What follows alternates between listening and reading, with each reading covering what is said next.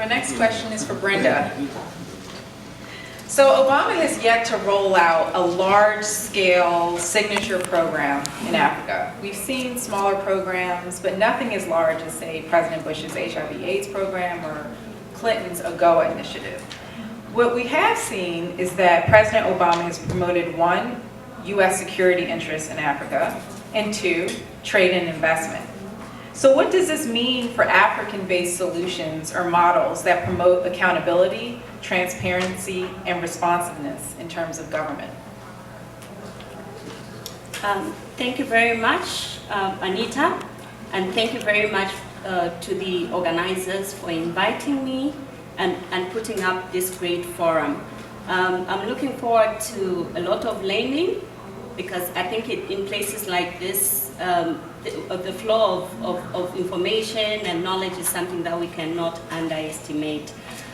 Just by way of introduction, I would like to introduce my office as well. I'm coming from Oxfam International Liaison Office with the African Union, and I have my supervisor, Desiree Asobavi, who's seated somewhere behind. Yes, there it is. Our office is quite different from most of the Oxfam similar offices that are created elsewhere.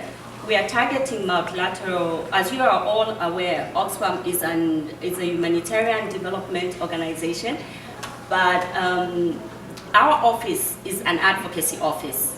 And it's quite unique in the sense that despite Oxfam having 5 similar offices across the world, targeting multilateral institutions, ours is quite unique in the sense that we spend 50% of our resources trying to promote voices, African voices, to challenge and influence policies continentally at the African Union. So unlike the other offices that are only bringing the Oxfam experience to influence a policy, ours is a deliberate policy and focus that looks at citizens, and we believe in a theory of change where we think once the citizens and victims of anything are empowered and are able and enabled to challenge and make our leaders accountable, then change happens. So basically, this is our theory of change. Coming to the question that I've just been asked, I'll put it a little bit different and say perhaps, would we say that the focus of this summit on investment and trade is what will solve Africa's problems? And I would say no. But before I even say I elaborate on that on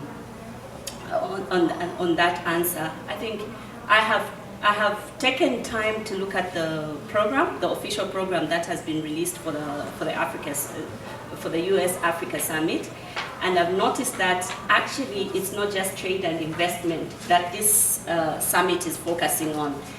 The summit has outlined 3 broad areas of focus. The first one being trade and investment. The second one being gender, women, investing in peace and security. And the third one, which I have interpreted as a governance focus, is looking at governing for the future.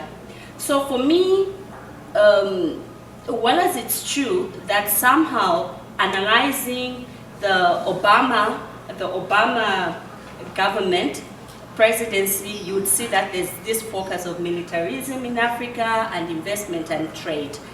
The fact that Obama today, as he has invited the African leaders, has broadened the agenda to include trade and investment, women, peace and security, investing in peace and security, as well as investing in governing for the future. I think those are very close to providing some solutions to the challenges that Africa is experiencing now. And why do I say this? But still, this is still on paper. And I think what is really critical is for us to test the pudding, because the test, like they always say, is in the pudding. When you look at investing in peace and security, I think there are certain things that need to be they have to be unpacked. Peace and security as it is right now, there's so much focus on militarism, there's so much focus in response to the conflict that is currently happening, but very little investment, so to say, in the prevention aspect.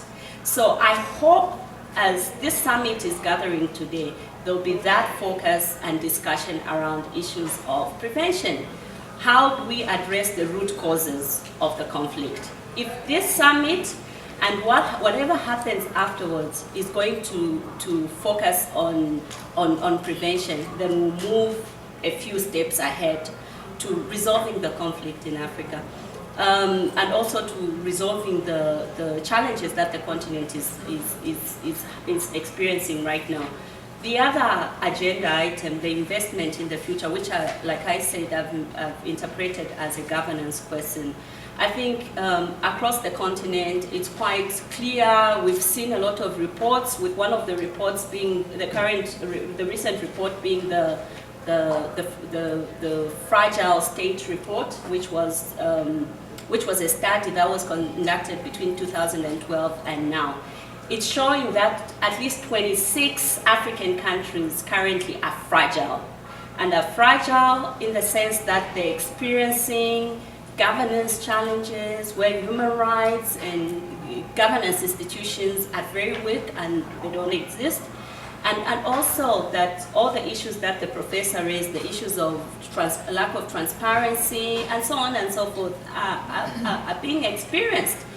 And if the US and Obama is serious about addressing the governance questions, then I think despite the fact that there are certain leaders that have been excluded from this summit, we are aware that some of the leaders that have come here have huge governance questions and they're not supposed to be here either ways, despite not having the Bashir, the obvious cases that we hear. And I'm glad that the professor raised the issue of resources and extractives, that we've seen a focus of extractives and seeing leaders that are coming from countries that have resources despite their governance questions being present and being invited here. I think that's something that needs to be highlighted and questions raised during this meeting. And then also, still on governance, I think the issues of civil society, participation and spaces, highly questionable in most of these countries on the continent, and equally at continental level. And I'm sure Desiree would agree to the fact that the shrinking space, we've witnessed it not just at national level, but also at continental level. And I also, just briefly to mention the third focus area of women, the exclusion of women is high on the continent. Women, peace and security as victims and as non-participants in any peace process is something that needs to be addressed. Investment, while it's important that if we look at human security, we shouldn't just be looking at the social and political, but rather the economic aspect of human security and so on. The current pattern of growth in Africa, if you sit down to analyze, it's what I would say the China model, where yes, there's some growth which is happening, but however, there's so much, there's investment, economic growth, and ignoring the human rights and governance aspect of the human security theory, but also I think the issues of inequality, a growth pattern that is promoting inequality, and inequality where it's raising a lot of vulnerabilities. Yes, Africa we need investment, but what the nature of investment that needs to be had, and in this conversation also it's very important, we need to define what investment there will be beyond this.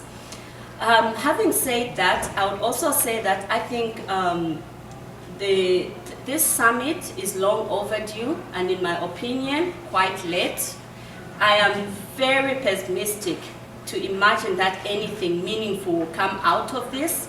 because we've seen the Obama presidency for how long now? 6 years almost, am I right? Mm-hmm. He only has 2 years. Where was he?